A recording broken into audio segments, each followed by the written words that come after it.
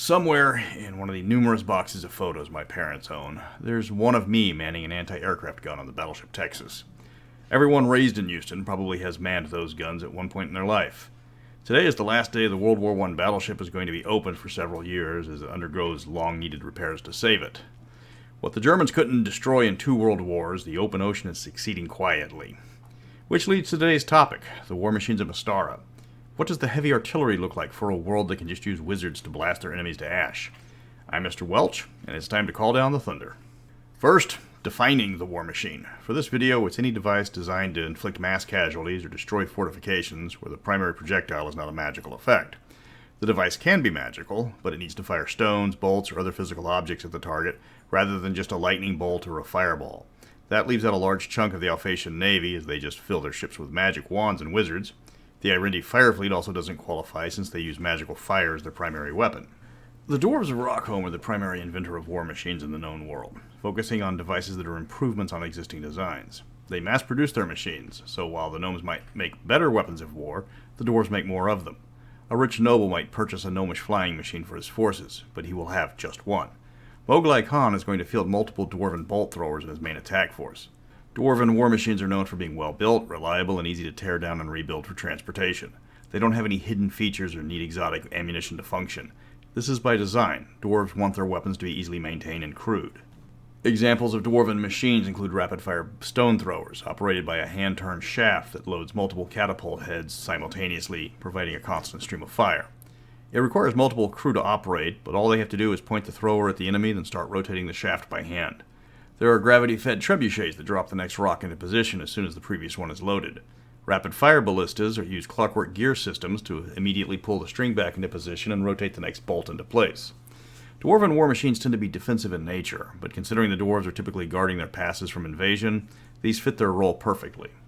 On the other hand, you have the gnomes. Instead of quantity, they prefer quality. Their weapons of war dominate the battlefields in ways few can. They use magitech to create vehicles such as aircraft, armored transports, or submarines, but arm them in a more conventional method.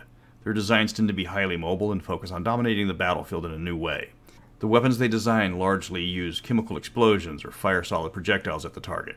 Gnomes prefer magical power sources but solid weapons. Power sources can last longer using magic for physical damage. An electrical charged cannon can unleash far more shots of solid lead slugs than it could with just lightning bolts. The damage might be reduced compared to the lightning, but the rate of fire more than makes up for that.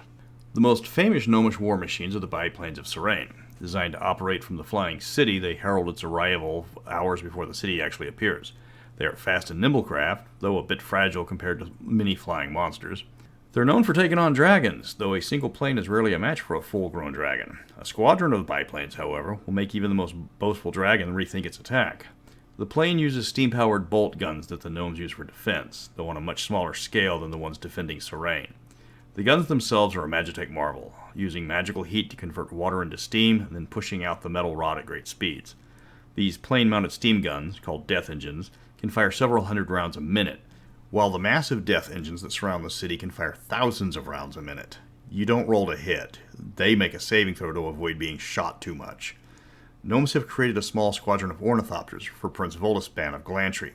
While he does use magic wands for damage on them, it's more of a choice by the prince. Where dwarves make howitzers, gnomes make tanks and bombers. For the humanoids of the Broken Lands, they have devoted themselves to creating new and unique machines designed to break the mass formations of their enemies, especially the legions of Darrakan.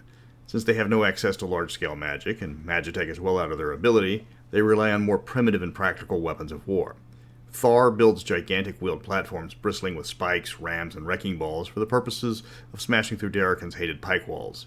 These war machines are either pushed or pulled by beasts of burden, typically large oxen or even megafauna when they can be acquired. The humanoid war machines are typically one use. Because they're haphazard construction, they aren't easily repaired, and once they punch through the enemy lines, the crew is expected to abandon the war machine and bring the fight to the enemy. Add in the fact that they are prime targets for enemy wizards and other war machines, their first battle is usually their last battle. The Empire of Thyatians is known for using more war machines in their armies than practically all the other nations combined. After a humiliating defeat centuries ago, Emperor Julian XI paid the engineers of Rockholm a large fortune to modernize Thyatians' artillery to counter Alphasia's magical superiority. The dwarves did not disappoint, and during the next border skirmish on the Isle of Dawn, Thyatian war machines picked the wizards off with unheard of accuracy. Since then, the nation has made it a priority to field the best artillery possible. The artillery of Thyatians is top-notch compared to other nations, except of course Rockholm. They are typically improved versions of existing weapons like the trebuchet or the ballista. They tend to be made of superior materials, more accurate rangefinders, and the ammunition is often specially created. In addition, Thyatian artillerists are highly trained and experts at hitting distant targets. Crew chiefs and spotters are famous for singling out individual targets in the chaos of battle and taking them out. In the battles between Alphatia and Thyatys, they are often decided by whether the wizard or the artillery are eliminated first.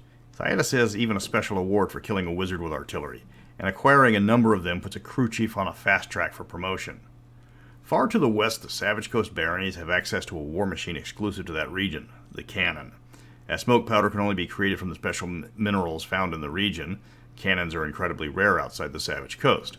Unlike the naval weapons that are found in the known world, primarily ballistas and catapults, cannons are devastating and accurate. They are effectively just larger firearms that are commonly found in the baronies, using far more smoke powder as well.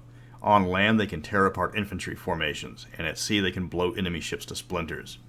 This makes war in the Savage Coast much deadlier, though smoke powder is ridiculously expensive outside the region, keeping cannons out of the hands of known world armies and navies.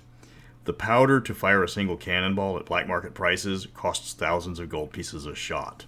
Those are the war machines of Mystara. Most of them will be plot devices. Few people want to use a weapon that requires you to skip the next 3 turns loading it. But sneaking through the enemy camp and setting alight the grail-shaped beacon so the artillery can level it is a fun adventure. War machines should be a menace or a savior, just depends on what the game needs. Next up is a topic that I've been asked too many times to count, the difference between the insidious and demonic tieflings and the kind-hearted and welcoming diabli.